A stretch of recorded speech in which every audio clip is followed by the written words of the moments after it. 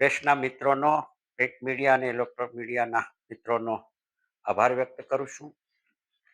આજની પ્રેસ વાર્તામાં ગત 25 તારીખથી લઈને આજ સુધી કન્ટિન્યુ કમોસમી વરસાદ ચાલુ છે અને આ કમોસમી વરસાદના કારણે ખેડૂતોના મોઢામાં મહેનત મજૂરી પરસેવો પાડીને જે પાક ઉત્પાદન કરેલું અને ખેતરમાં જે તૈયાર પાક હતો અને તૈયાર પાક કરવાની કામગીરી ચાલુ હતી, એ સમય દરમિયાન જે આ કમોસમી વરસાદ પડ્યો એના કારણે ખેડૂતોની સંપૂર્ણપણે પાક ધોવાણ થઈ ગયું છે.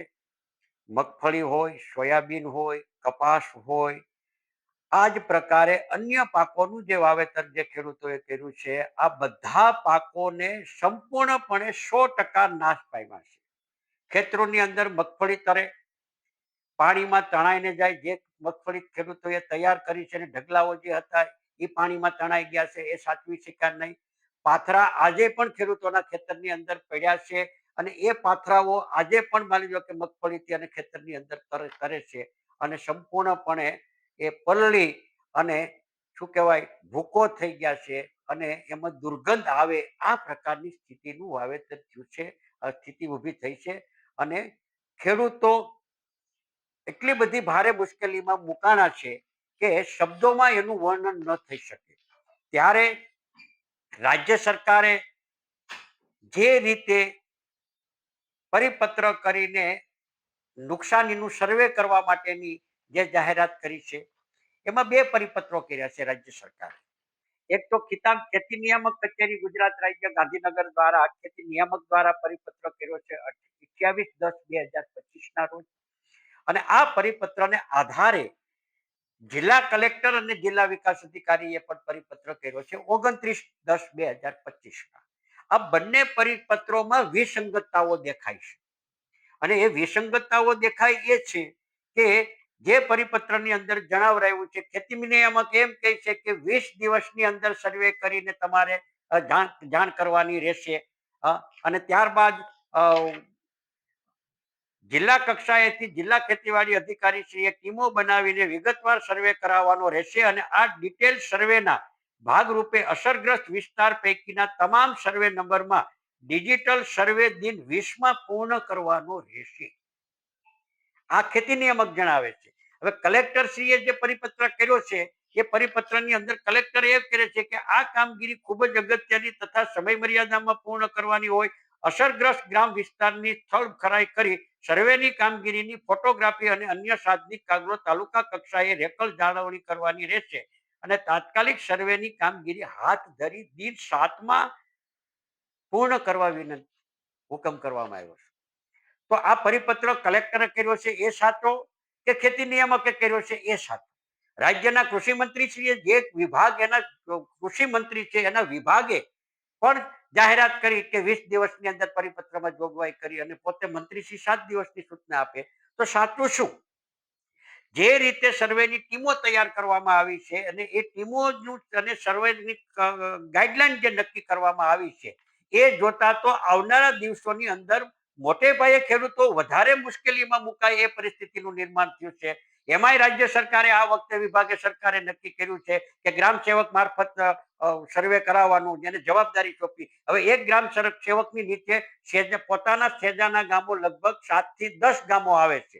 હવે 7 થી 10 ગામો આવે એમાં વીસી હોય, પછી આપણે બાકીના 10 પાસ હોય એવા લોકોને પણ એમાંથી સીસીસી કરેલું જે હોય એવા લોકોને આમાંથી રાખી અને સર્વે કરવાની જે છે 4 જણાની ટીમ બનાવી છે. તો આ 4 જણાની ટીમ છે એ 7 દિવસમાં સંપૂર્ણ સર્વે પૂરું કરશે? આ સવાલો છે. જો સર્વે સમયસર ન થાય તો ખેડૂતોએ રવિ પાક કરવા માટે થઈ અને પોતાની ખેતરની અંદર તૈયારી કરવાની કે નહીં કરવાની? તો ઇમરજન્સી અને તાત્કાલિક રીતે જો સર્વે કરવું હોય તો આ સેટેલાઇટના મારફત, આમાં પણ સેટેલાઇટની પાસે સાથે સરખાવવાનું. હવે અગાઉ ઓનલાઈન રજીસ્ટ્રેશન ખેડૂતોએ કર્યા હતા, એ 40% ઓનલાઈન રજીસ્ટ્રેશનોમાં સેટેલાઇટ ઇમેજની અંદર મગફળી આવી જ નહોતી ખેતરમાં. તો આમાંય પણ જે ખેડૂતોએ માની લો કે અરજી કરવાની, કૃષિ પ્રગતિ પોર્ટલ ઉપર એપ્લિકેશન કરવાની, એ એપ્લિકેશનની અંદર ફોટા પાડવાના, ફોટા છે એ સેટેલાઇટ ઇમેજ સાથે જોઈન્ટ કરવાના, આ ગાઈડલાઈન. જો આ જ પ્રકારે જો કરવામાં આવે છે તો મને લાગે છે કે ખેડૂતોને કોઈ પણ પ્રકારનો ફાયદો થાય અને એને નુકસાની સાચી નુકસાની ખરેખર જે છે એ વહેલી તકે ઓલો આવે એ છે. ગંભીર સમય મુદ્દો એ છે કે જો સમય મર્યાદામાં 3-4-5 દિવસમાં આનું સર્વે ન થઈ શકે તો ખેડૂતો જે છે એ રવિ પાક કરવા માટે પોતાનું ખેતર છે એ ક્યારે તૈયાર કરશે? અને જો સર્વે કરવામાં જો લાંબો સમય જાય તો ત્યાં સુધી ખેડૂતે રાહ જોવાની સર્વે કરવા માટેની.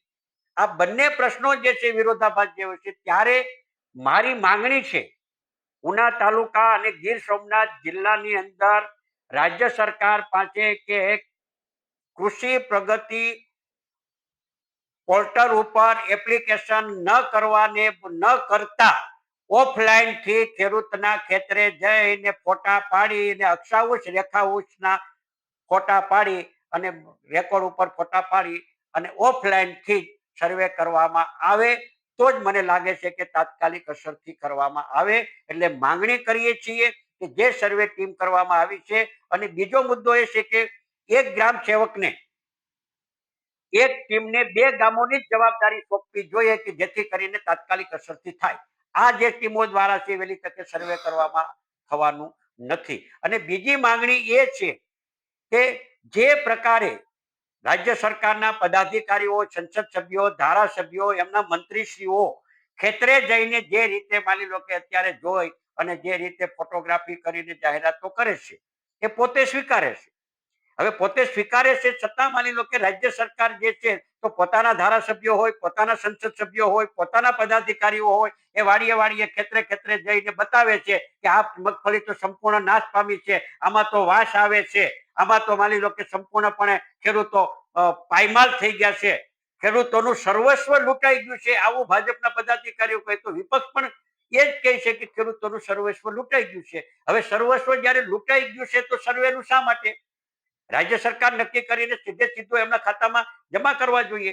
અને માંગણી કરીએ છીએ કે ખેડૂતોને વળતર ચૂકવવા માટેનું જે કાંઈ તાત્કાલિક કરવાની થતું હોય એ કરે, પણ સાલના જે ધિરાણ કરવામાં આવ્યા છે એ સંપૂર્ણપણે 100% ધિરાણો માફ કરવા જોઈએ. આ માંગણી કરીએ છીએ, કોંગ્રેસ પરિવાર વતી કરીએ છીએ અને પૂજાભાઈ વંશ પૂર્વ ધારાસભ્ય તરીકે પણ અને ગીર સોમનાથ જિલ્લા કોંગ્રેસ વતી પણ સંપૂર્ણપણે લેણા જે છે લોન માફી થવી જોઈએ એવી માંગણી કરીએ છીએ. અને આ જે સર્વેની કામગીરીમાં જે વિસંગતતાઓ જે છે એ વિસંગતતાઓનું તાત્કાલિક અસરથી સમય મર્યાદાની અંદર આનું સર્વે થાય અને સર્વે કરવામાં કોઈ પણ ખેડૂતને અન્યાય ન થાય.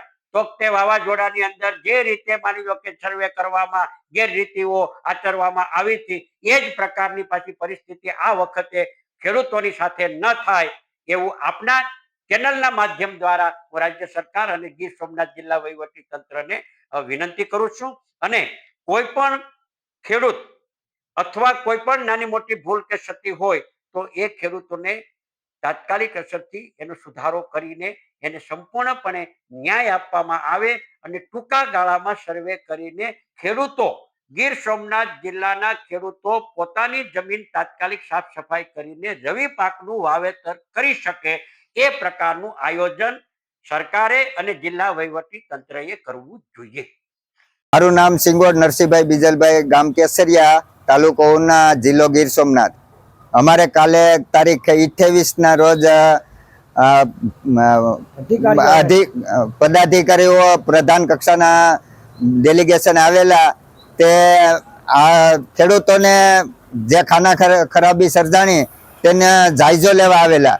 ત્યારે તે રસ્તા ઉપર ઊભી અને ખાલી વાતચીત દ્વારા જાણ્યું, ખેતરોની મુલાકાત નથી લીધી અને ક્યાંય સ્થળ નિરીક્ષણ નથી કર્યું.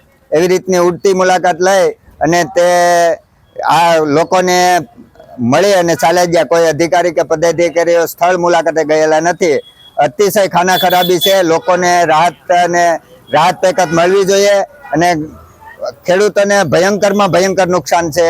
તે આવી રીતના સર્વે થાય અને યોગ્ય ખેડૂતોને રાહત મળે એવી અમારી નમ્ર વિનંતી છે ને તે પ્રકારના પગલાં લેવાય તેવી સરકારને અમારી રજૂઆત છે. તો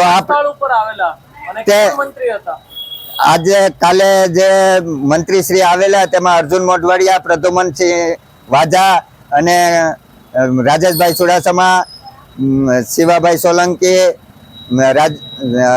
કાળુભાઈ રાઠોડ, આ રીતના આગેવાનો અને અધિકારીઓ, કલેક્ટર સાહેબ શ્રી, ટીડીઓ સાહેબ શ્રી, જિલ્લા વિકાસ અધિકારી સાહેબ શ્રી કેસરિયા ગામની મુલાકાતે આવેલા અને તે રસ્તાની બાજુમાં ઊભા રહી અને નિરીક્ષણ કરી અને ઉડતી મુલાકાત લઈ અને રવાના થયેલા હતા. માત્ર ને માત્ર 15 મિનિટની સ્ટોપ કરેલો હતો. ખેડૂતોને કઈ પૂછેલું કે કઈ સવાલ જવાબ કરેલા? હા. કોઈ રાહત ત્યાંથી વાત કરેલી? 5-7 ખેડૂતોને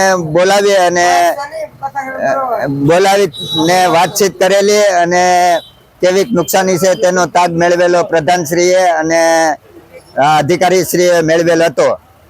મારું નામ સુવર્ણ સહદેવભાઈ મનુભાઈ ભીખાભાઈ, ગામ કેસરિયા. સર, હવે અમારે આ 4 દિવસથી વરસાદ સતત ચાલુ છે.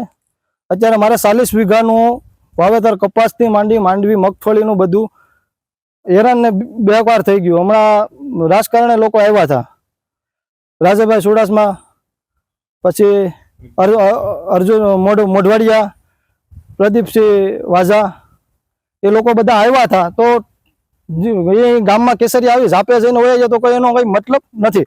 તમે ખેડૂના હેઠે જાઓ તો તમને ખ્યાલ પડે. તમે એમને તમે સ્ટેશનમાં આટા મારીને 4 વ્હીલમાં એસીમાં વયા જાઓ તો એનો કોઈ મતલબ નથી. તમે ખેડૂતની વેદના જાણીને તમે ખેડૂતની હેઠે લગે જાઓ ને તો તમને ખ્યાલ પડે. તમે એમને એસીમાં બેઠા બેઠા તમે મોજ હેસ કરો તો એનો કોઈ સવાલ નથી. હવે એમ કહે છે કે અમે ખેડૂતને અમે પેકિંગ આપવાના છે, તો ક્યારે દેવાના ને ક્યારે વસ્તુ કરવાના તમે? તો તમે આ ખેડૂતની વેદના જો. હવે અમારે ખેતી ઉપર અમારો ધંધો છે, અમારે કઈ બિઝનેસ નથી. અમે ખેતી ઉપર જિંદગી કાઢવા વાળા છે. તો હવે આનાથી આગળ કઈ વસ્તુ તમે કરશો કે નહીં કરો તો એનો અમને જવાબ દેશે કોણ? એનો જવાબ રાજકારણ થશે કે સરકાર થશે? તો એનો અમને ઉલ્લેખ આપો.